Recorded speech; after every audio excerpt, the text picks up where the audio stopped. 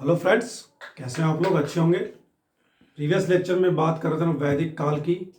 वैदिक काल में हमने ऋग वैदिक काल समाप्त कर लिया था। आज बात करेंगे जो उत्तर वैदिक काल की। ठीक है, लेकिन इसमें एक पॉइंट जो ऋग्वेद से रिलेटेड है, ऋग वैदिक काल का है, उसको भी ध्यान देंगे।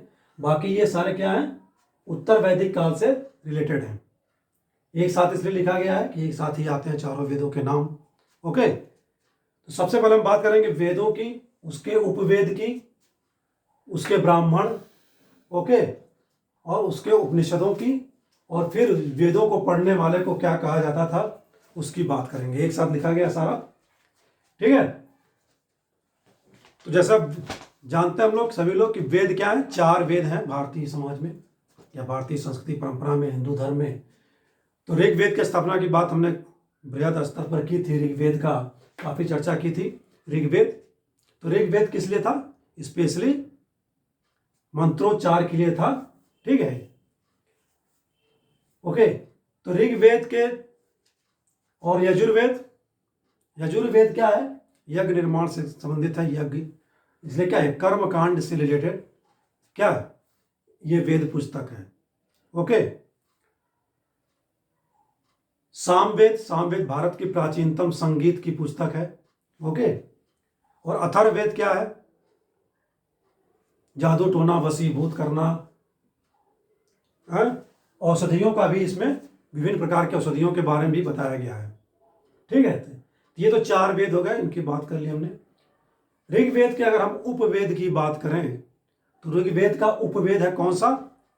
आयुर्वेद, जो क्या रिलेटेड है? चिकित्सा से।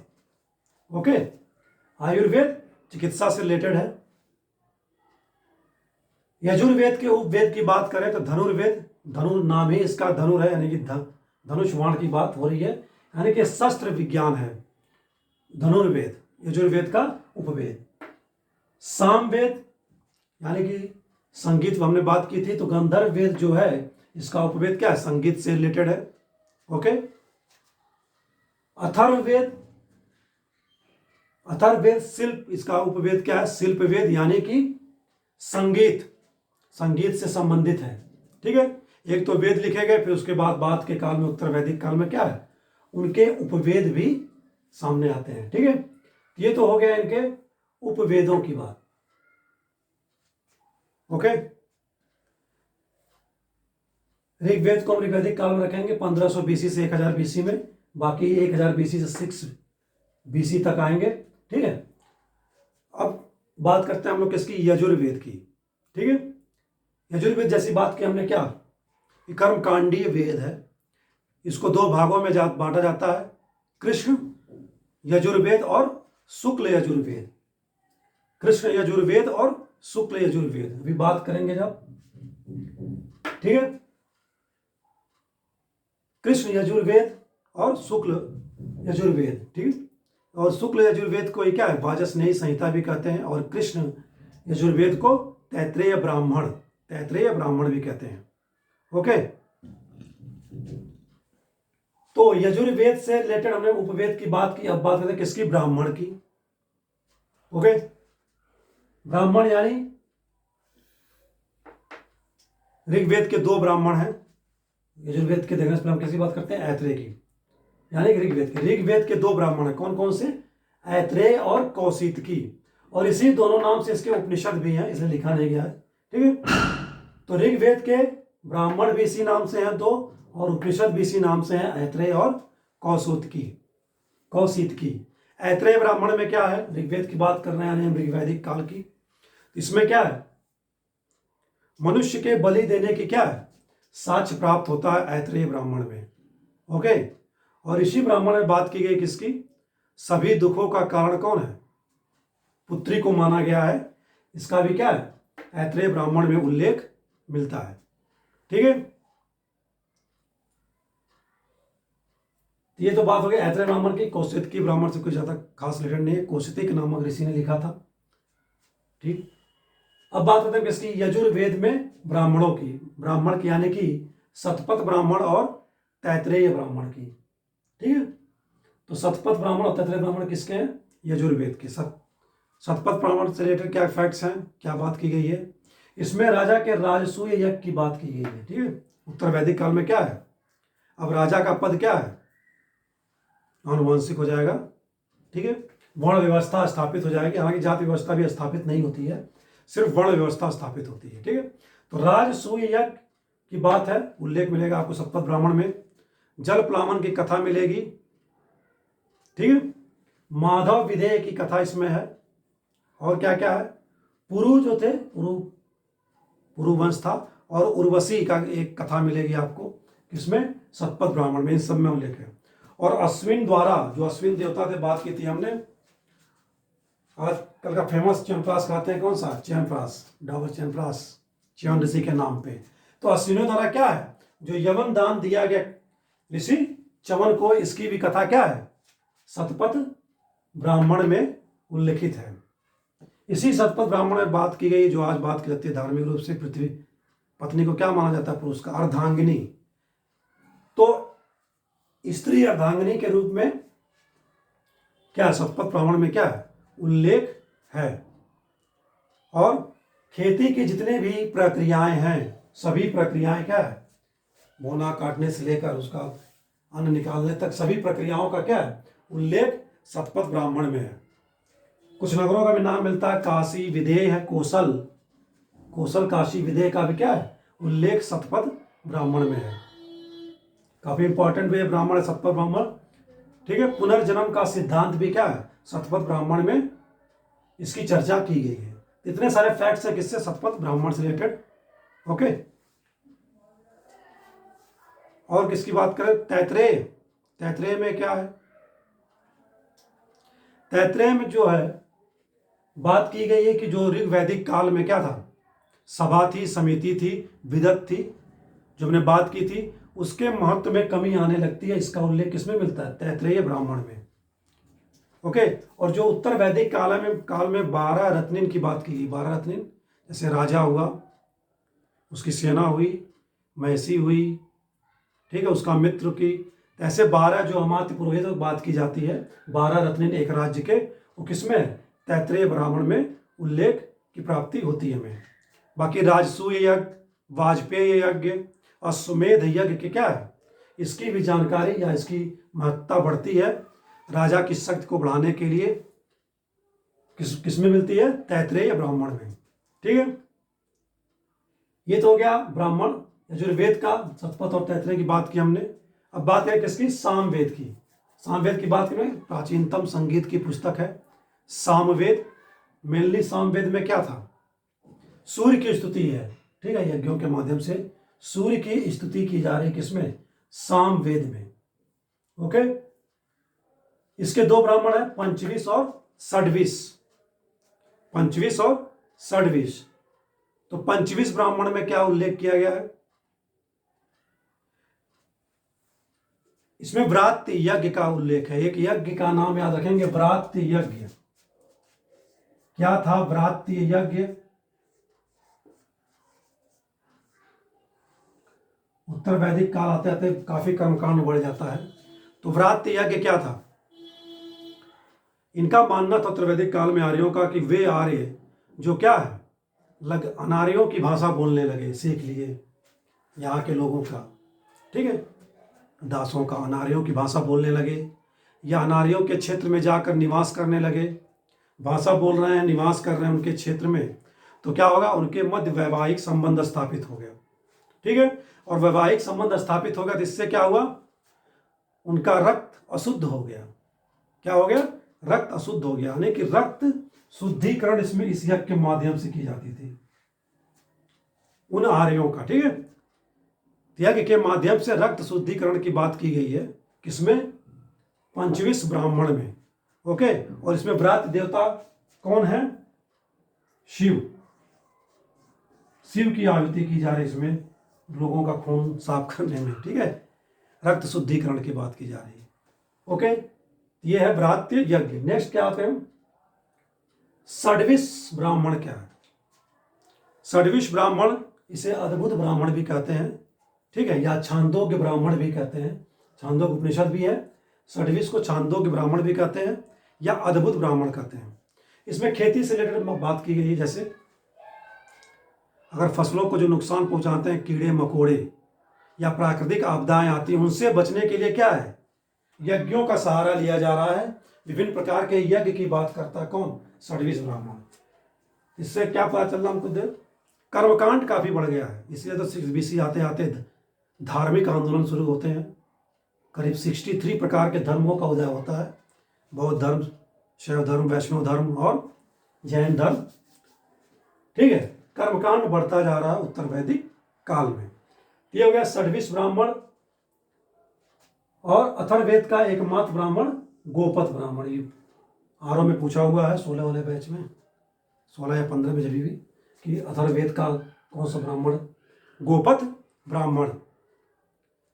तो गोपथ ब्राह्मण क्या है, अथर्ववेद की बात की हमने, जैसे कि वशीकरण, जादू टोना, भूत प्रेत, औषधियों का वर्णन है अथर्ववेद में, तो उससे से रिलेटेड चीजें होंगी किसमें, गोपथ ब्राह्मण में। अथर्ववेद में क्या था, यज्ञ बाधाओं का निराकरण किया जाता था। ठीक है, यह करने की आवश्यकता नहीं, अब हम क्या करेंगे, जादू टोना भूत प्रेत भगाने के लिए वशीकरण करेंगे। और अथर्ववेद में क्या, राजा जो परीक्षित की बात करते हैं हम, कलयुग के अंतिम राजा, राजा परीक्षित का वर्णन किसमें, अथर्ववेद में ही मिलता है। अथर्ववेद के 2 प्रकार थे, कौन कौन से, शौनक और पिपलाद। याद रखेंगे, शौनक और पिपलाद किसके पार्ट हैं, अथर्ववेद के। शौनक और पिपलाद किसके पार्ट हैं, अथर्ववेद के। तो इस तरह क्या, गोपथ ब्राह्मण में क्या होगा, गोपथ ब्राह्मण में बहुत सारे रोगों का वर्णन किया गया है, बहुत सारे रोगों का, और उनके निराकरण हेतु क्या कहा गया, एक ही माध्यम है, क्या, यज्ञ।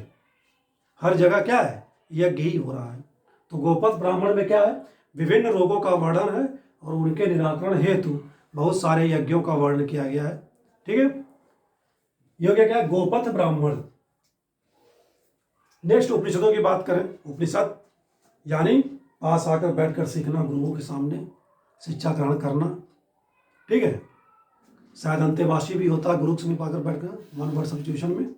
तो उपनिषद का मतलब यही था कि गुरुओं के सामने क्या, आकर बैठकर उसमें जो शिक्षाएं ग्रहण की जाती थी उसको लिखा गया उपनिषद में। तो उपनिषद में हमने जैसे बात करी ऋग्वेद में, यही दोनों उपनिषद भी हैं, ऐत्रेय और कौशितकी। ठीक है, ऐत्रेय और कौशितकी। ऐत्रेय में क्या है, मतलब देखते हैं उपनिषद कितने हैं, उपनिषदों की संख्या कितनी है, 108। भूल जा रहा है, आप ही बताए थे 108। तो ये तो उपनिषद हो गए। ऐत्रेय उपनिषद में क्या है, ऐत्रेय उपनिषद में कर्म सिद्धांत की महत्ता बताई गई है। किसकी, कर्म सिद्धांत की महत्ता बताई गई है, कर्म करेंगे उसकी क्या महत्ता होगी। और क्योंकि ऋग्वेद से रिलेटेड है, देवताओं सब कुछ ठीक था, ऋग्वेद से संबंधित है, तो ईश्वर के स्वरूप की व्याख्या की गई है इसमें, किसमें, ऐत्रेय उपनिषद में। ओके, तो 2 चीजें हैं, कर्म सिद्धांत की महत्ता और ईश्वर के स्वरूप की व्याख्या। कौशितकी उपनिषद ऋग्वेद का, इसमें आत्मा के पुनर्जन्म का सिद्धांत की बात की गई है। ठीक है, तो आत्मा के पुनर्जन्म का सिद्धांत के किसमें मिलता है हमें, किस उपनिषद में, कौशितकी उपनिषद में। याद रखेंगे इसको, ये पूछा जा सकता है। ये तो बात हो गई ऋग्वेद से। अब बात करेंगे यजुर्वेद से। ठीक है, यजुर्वेद के बहुत सारे उपनिषद हैं, इसमें ईशोपनिषद भी होगा, प्रश्नोपनिषद भी होगा, हालांकि उसको लिखा नहीं गया, कोई फैक्ट्स नहीं था। यजुर्वेद में बृहदारण्य, कठ यानी कठोपनिषद, तैत्तिरीय उपनिषद, इसकी बात करते हैं। ठीक है, तो बृहदारण्य उपनिषद में क्या है,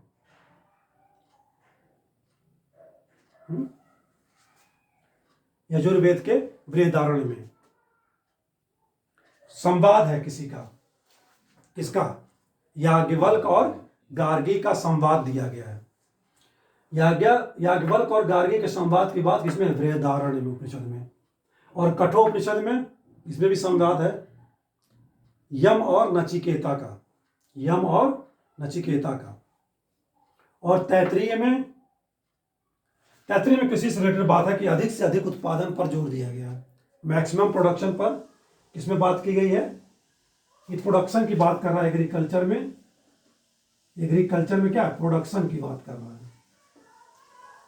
और अरण्यक मतलब वनों में जाकर जो रहकर शिक्षाएं लिखी गई उसमें अरण्यक से मतलब, अरण्यक मतलब क्या, वन होता है। तो जो फैक्ट्स मेन थे इसमें थे तैतरीय क्या है, एग्रीकल्चर से प्रोडक्शन को बढ़ाने की बात की गई है। ओके, नेक्स्ट है सामवेद। सामवेद के दो उपनिषद हैं, छांदोग्य उपनिषद और जैमिनी उपनिषद। जैमिनी उपनिषद से कोई खास रिलेटेड फैक्ट नहीं है, छांदोग्य की बात करते हैं। क्या था छांदोग्य उपनिषद में?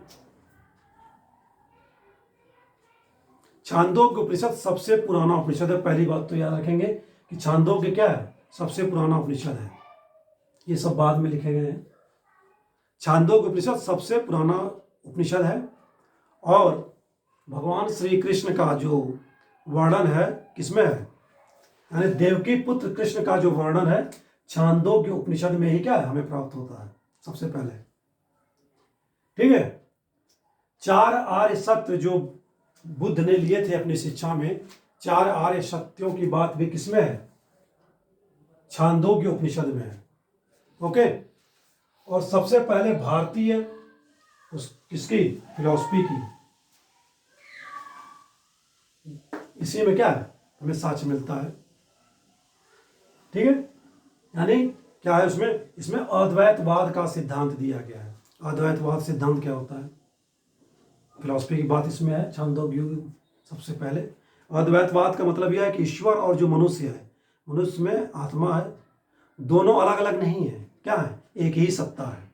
अद्वैतवाद, अद्वैत मतलब दो नहीं है, एक ही है, ईश्वर और आत्मा।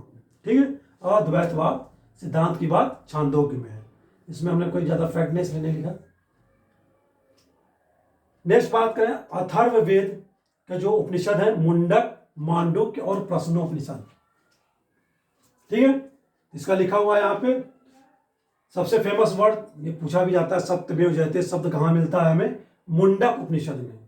कहाँ, मुंडक उपनिषद किसका पाठ है, अथर्ववेद का उपनिषद है।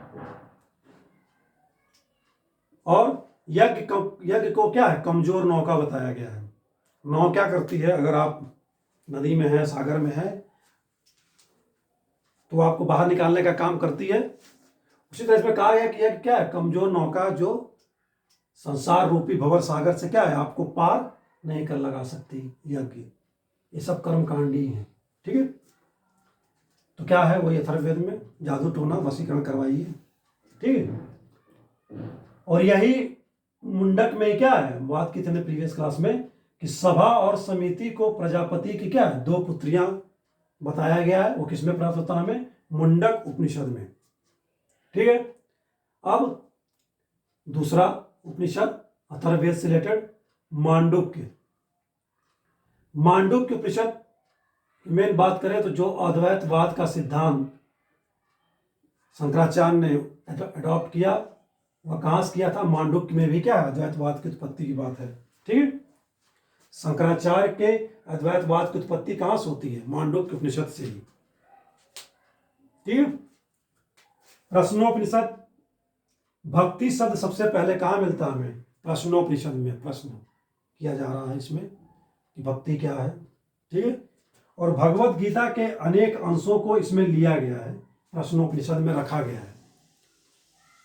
ठीक है, भगवत गीता कृष्ण का अर्जुन का उपदेश, उसके सभी अंशों को, बहुत सारे अंशों क्या है इसमें रखा गया है। और भक्ति शब्द की भी क्या है, प्रश्नोपनिषद में प्राप्त होता है। तो ये मेन फैक्ट्स हो गए हमारे उपनिषद से रिलेटेड। ओके, अब बात करते हैं हम चारों वेदों को पढ़ने वाला जो होते थे या जो उसकी स्तुति करते थे उनको क्या कहते थे, उनके नाम है अलग अलग। ऋग्वेद को जो गायन करता था उसको होत्री कहते थे। यजुर्वेद का जो उच्चारण करता था अधर्यु कहा जाता था। सामवेद का उद्गाता और अथर्ववेद वाले को ब्रह्मा या ब्रह्म कह लें, ब्रह्मा या ब्रह्म कह लें। ठीक है, तो ये सारी बातें हमारी किससे हो गई रिलेटेड, उपनिषद से। उपनिषद से बारे में और एक फैक्ट याद रख लेते हैं। उपनिषद क्या है, आध्यात्मिक विषयों का क्या है, आख्यान करते हैं ये सब जो इसमें बातें की गई हैं। यानी कि उपनिषदों में छोटे छोटे उत्तर देकर या कहानियां सुनाकर क्या है, उत्तर देने की चेष्टा की गई थी उपनिषदों में, जो भी प्रश्न लोगों के मन में उठे। मध्यकालीन भारत से बात करें, उपनिषद से रिलेटेड कोई फैक्ट। अकबर के समय उपनिषदों की रचना हुई, क्या फारसी में क्या हुआ, अनुवाद हुआ, उसका क्या नाम था, अलोपनिषद। ठीक है, अलोपनिषद। कब होती है इसकी रचना, अकबर के समय होती है, अकबर के टाइम पीरियड में। और औरंगजेब का शाहजहां पुत्र दारा शिकोह, उसने भी उपनिषदों की क्या की थी, फारसी में अनुवाद किया था। उसका क्या नाम था, सिर ए अकबर। अकबर मतलब यहाँ देवता से है, उनके ईश्वर से है, सिर ए अकबर। ठीक है, किसने किया था, दारा शिकोह ने।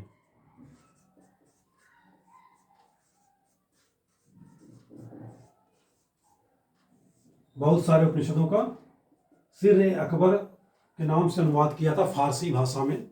ठीक है, ये सारे हमारे फैक्ट्स किसके रिलेटेड हो गए,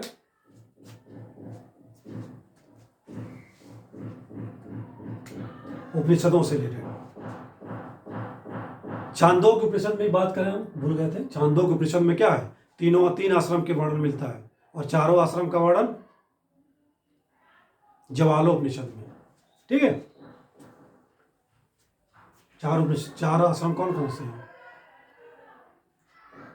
वानप्रस्थ, संन्यास, गृहस्थ और ब्रह्मचर्य।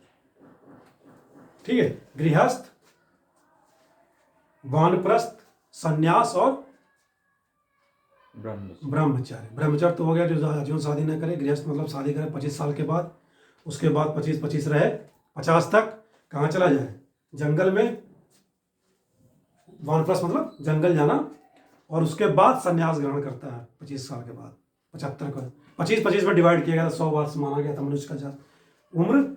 ठीक है, तो याद रखेंगे 3 आश्रम पूछता है तो उसका वर्णन कहाँ है, छांदोग्य में। ठीक है, 3 आश्रम का। और 4 आश्रम पूछेगा तो वो कहाँ है, ज्वालो उपनिषद में है, ज्वालोपनिषद,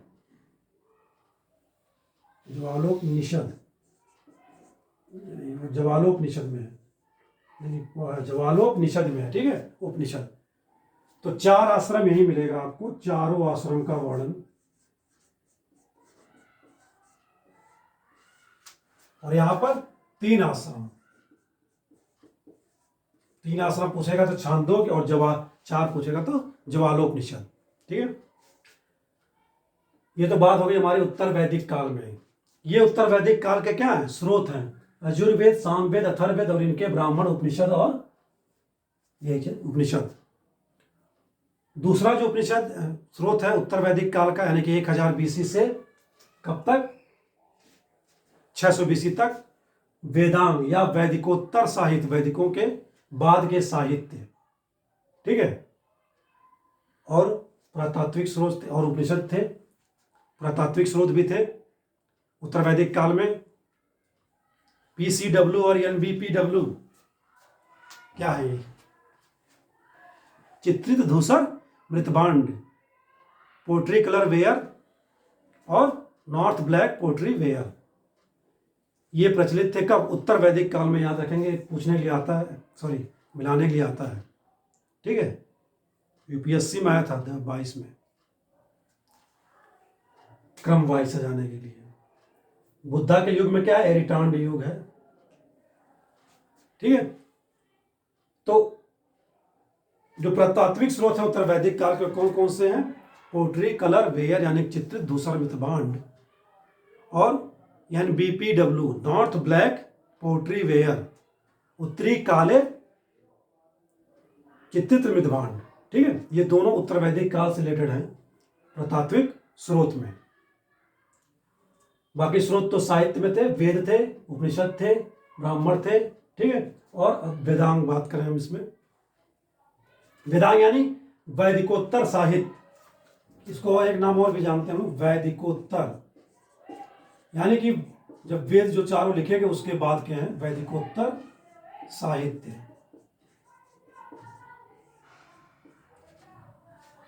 तो ये 6 है। वेदांग मतलब अंग है, वेदों के अंग। मतलब क्या मतलब हुआ इसका? उसी की चीजों को क्या है परिभाषित करेंगे सरल शब्दों में, इसीलिए इनको नाक, आंख, कान, मुख, पैर सब कहा जा रहा है वेदों का। ठीक है। तो सबसे पहले जो शिक्षा का वेदांग है, इसका क्या है? नशिका, इसको क्या कहते हैं? नाक कहते हैं।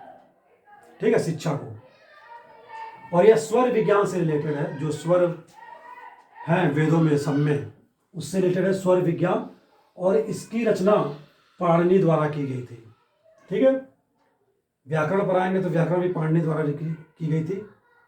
ओके। तो क्या है? स्वर विज्ञान है पाणिनि द्वारा शिक्षा। ओके। और शब्द अक्षरों की बात की गई है, शब्द अक्षरों के इसको संतान माना गया है शिक्षा को, जो वेदों के शब्द अक्षर हैं। ठीक है। ये हो गया, पाणिनि ने इसकी रचना की, मिलाने के लिए आ सकता है। कल्प वेद, कल्प वेदांग, कल्प वेदांग को हाथ कहा गया है। अगर वेदों को पूरा शरीर मान रहे हैं तो क्या है? शिक्षा नाक है, कल्प क्या है? हाथ है दोनों। ठीक है। इसकी जो रचना की गई है वशिष्ठ और 2 ऋषि हैं, वशिष्ठ और गौतम बौधायन, वशिष्ठ और गौतम बौधायन। ओके, पहले चलिए, वशिष्ठ और गौतम बौधायन। ठीक है। कल्प, इसको क्या कहते हैं? कल्प को हाथ। इसमें 3 सूत्र मिलेंगे आपको, श्रौत सूत्र, गृह सूत्र और धर्म सूत्र। ओके। क्या है ये कल्प? कल्प में क्या था कि सामाजिक विधि विधाएं जो हैं, सामाजिक रूप से जो विधि विधाएं बनाई गई हैं उनका वर्णन है कल्प में। और इसको भी 3 भागों में बांटा गया, श्रौत, गृह और धर्म। ठीक है। तो 3 सूत्र है इसमें। श्रौत, श्रौत किससे रिलेटेड है? ये भी सब यज्ञ ही करवाए जाएंगे, यानी कि व्यक्ति के स्वतः जो विकास के लिए अपनाने वाली विधियां हैं उसमें श्रौत में है। जैसे सुलभ, इसी का पाठ है क्या? श्रौत का सुलभ। सुलभ में क्या दिया है? श्रौत सूक्त का पाठ है सुलभ। सुलभ में यज्ञ वेदिकाओं के आकार का निर्माण कैसे होगा उसकी बात की गई है सुलभ सूत्र में। ठीक है। गृह सूत्र,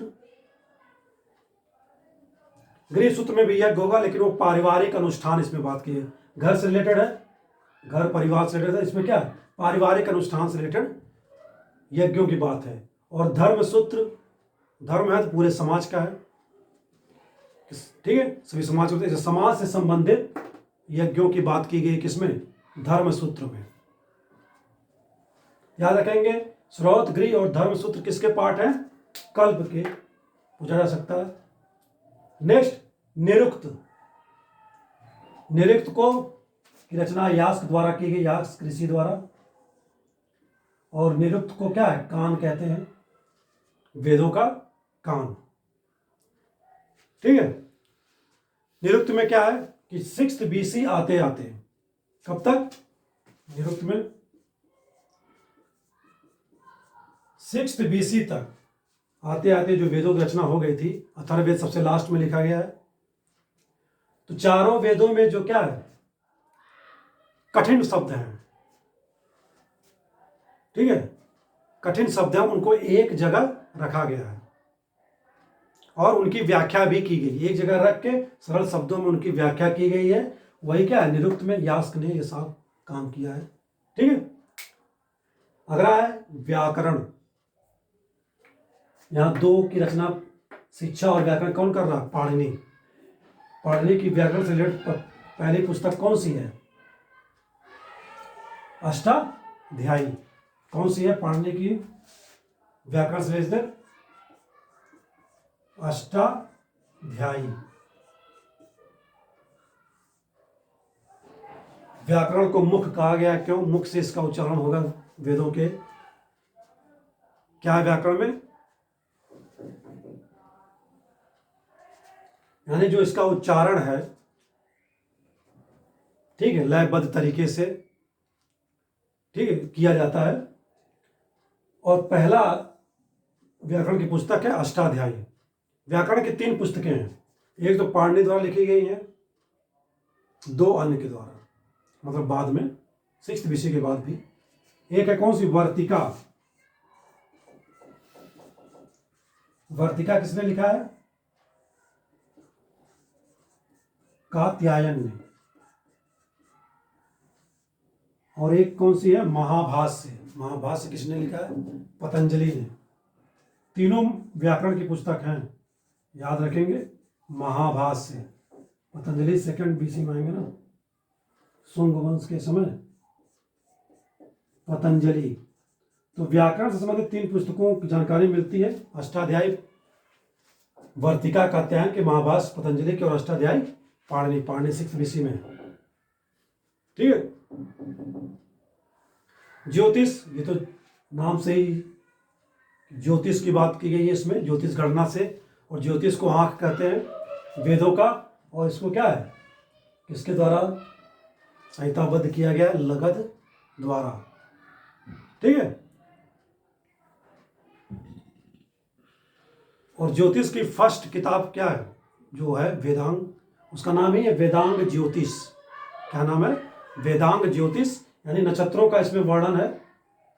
वेदांग ज्योतिष, नक्षत्रों का वर्णन। लास्ट छंद यानी पैर, छंद, वेदों का पैर छंद कहते हैं। और इसका रचयिता कौन है, पिंगल। कौन है, छंद के पिंगल। छंद मतलब कविताएं लिखी जाती हैं, सूक्त रचना, तो क्या है, उसको उच्चारित करने के, यज्ञ में उच्चारित करने के क्या है, मंत्र हैं, लयबद्ध तरीके से, माधुर्य के साथ, मतलब स्वर के साथ, माधुर्य के साथ, लयबद्ध तरीके से छंद में। ठीक है। ये तो बात हो गई हमारे किसकी, वेदांगों की, वैदिकोत्तर साहित्य की।